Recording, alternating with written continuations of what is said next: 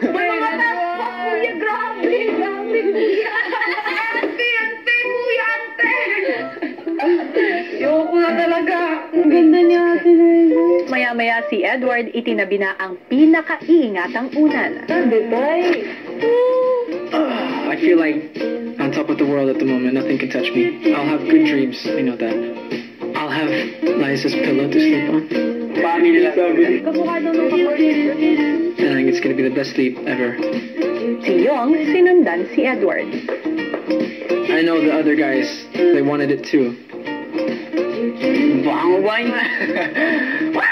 Of course I'll share it, but for today, it's mine. No! I don't know. I'm being selfish, but Liza said she sprayed her perfume on it. So I'm afraid if everyone smells it, after everyone smells it, it's not gonna smell like anymore. Ah, God, no hug! No hug! Here, Mom! No. I want to treasure it. No. Sunod namang sumubok si Marco. Marco! You sniffed it for like 4 times already. I'm just sniffing! I will rip the jacket. Oh, okay. I will rip the jacket. Wait, last time. I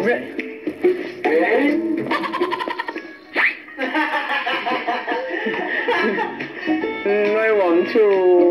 Unang inis bro, gusto ko din. Nakasulat I love you, Edward. Yung amoy, yung picture sa unan. Last time, please. Please. One last time, okay. No hands.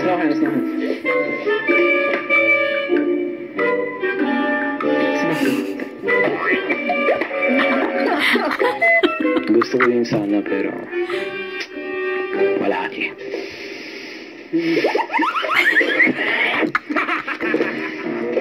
Ay, so unfair! No more!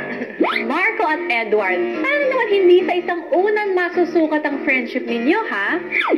Si Maymay patuloy pa rin sa paglabas ng kanyang sama ng loob. How many times si Kuya will hope me? Ah! Madali sa Enrique, like picture! On myself! And then you don't do anything but like sa top ng panahon na ka. Ayoko na lang takot. Sa kumayo. Grabe, Edward. Very happy for you. What's the feeling? She's been my celebrity crush for like 4 years. Dream come true. Second year high school, third year, fourth year. She's hungry, no? And in 6 years. Enrique! 6 years na kitang minahal. Hanggang Kaya yata ngayon, Maymay. Sabihin ko sa'yo kung bakit ako matamlay. Matamlay ako, kuya, kasi nga nagtatampo ako sa'yo. Bakit naman? Ganito yun, kuya. Ginawa ko po ang lahat, kuya, no? Una, kuya, naniwala ako, kuya, na talagang si Enrique ay andito na po. Sabi niyo nga po ay may letter E. Sabi niyo, mistiso. Kamukha pa ni Edward, kuya, sabi niyo. Pero pagpunta ko, kuya, sino? Ang papa niya, kuya, ang papa niya. Sikan, kuya, sikan, alam mo?